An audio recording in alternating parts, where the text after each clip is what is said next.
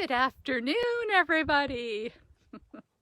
It's Angie here from Equine Enrichment, coming to you from Rafter U7 Ranch and Wellness Center. Look who I have here today. So just before we start, the horses are laying behind their mama. You stay there, Aim. So cute. So before I start, I just want to give a shout out to my husband today, who turned 63. Happy birthday, Craig! Happy birthday, Craig! He's actually out mowing and seeding grass today. You don't look a day over 62. He's not happy to have a birthday today because he thinks that if he knew he would have lasted this long, he might have taken better care of himself. But I think he was super happy because our little 2-year-old grandson showed up at our door today with a little handmade card.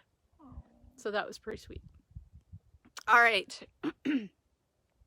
So this is our next resident of Rafter U7 Ranch and Wellness Center. I'm working through the humans now. There's only 3 of us, so. And I still have 2 dogs to do, but they just, they're not cooperating. So here I am today with Amy Monea. What do I know about Amy Monea? Well, she is an incredible friend, an incredible person all around, and I would say that I've been pretty happy to spend the last 5 years here at the ranch with this lovely lady. I have learned a lot from her, and I'm super grateful for that. So I'm going to give her an opportunity to tell you about herself, who she is, and what she does. Okay. Well, thank you, Angie. That was really kind. Use your outside voice. I never know what's going to come out of your mouth. kind or, no, I'm just joking. That's the allure. We like to have fun, so. Yeah. So my name's Amy. We've been living here for 5 years. I grew up by Cochrane. So I'm only about half an hour away from the farm that spent my childhood there. I am a therapist. My husband would say, I don't like your body language. I'm a therapist. My education's in social work. I am also a mom to 2 children, 4 and 6. And they keep me going and keep me humble and keep me, yeah. It's funny.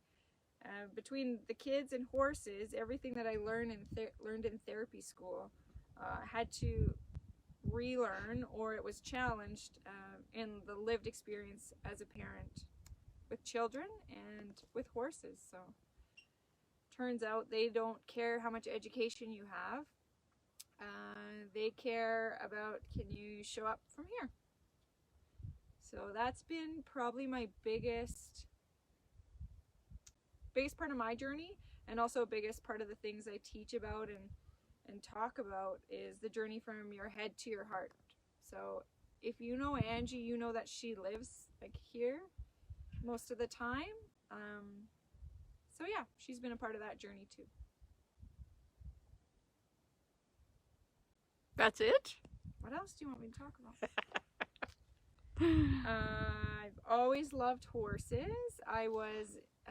One of my first jobs was on a racehorse farm, and we would get these high-powered racehorses from the track. They were there for a break or recovery from injury or surgery, or they retired there.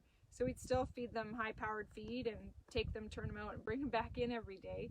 And it was while I was working there that I remember thinking, I wonder the difference it would make for people who haven't been around horses or don't have the opportunity to live on a farm. What difference it would make for them to be able to be around horses. So I always kind of had this dream of how horses can help people. I thought it would be too hard and it would take too much school, and it was kind of just a new industry. So I never really pursued it, and it was like a dream that, I don't know, felt like a helium balloon tied to the back of my belt loop. I'd push it away and it would keep coming back, keep coming back, keep coming back.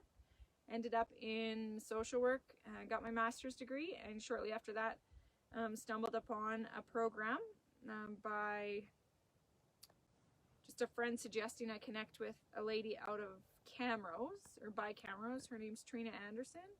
So I went there for a demo. She's trained in the Equine Gestalt coaching method. And as soon as I spent a few minutes with her, I knew that this was the right training program for me. Do I keep going? Keep on going, darling. It met what I was learning in my clinical degree, what I had seen as a social worker in a psychiatric inpatient hospital, what I had seen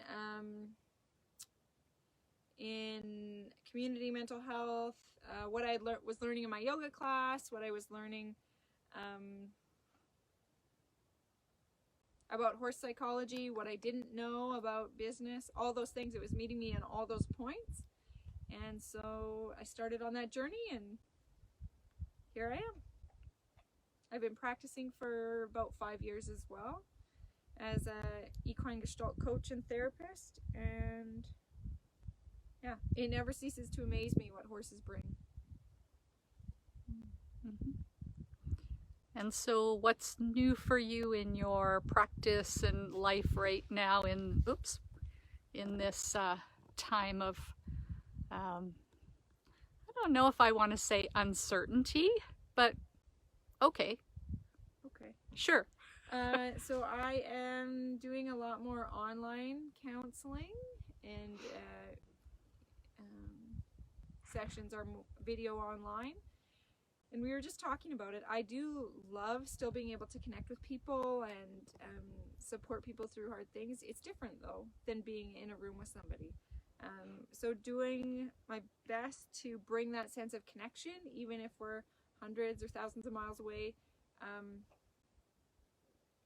through a computer screen, how to bring that and figuring that out. Yeah.